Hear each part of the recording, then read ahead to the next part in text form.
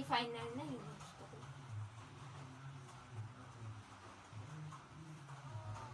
Tanong mo kay mama, pwede bang bumili ng bag? Halagang 800. Iwag. Sinabi ko na kay mama. 800 na bag? Ay, hindi. Sabi mo kung magkano na ang pwede. Yun na lang. Ito ang sabi ko.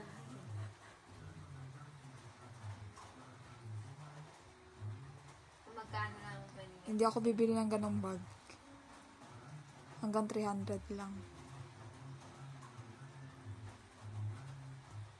Masisira lang. Mapawi kasi ako. Yung hindi ko pagsisisiyan. Masisira lang din yan. Pare-parehas lang yun.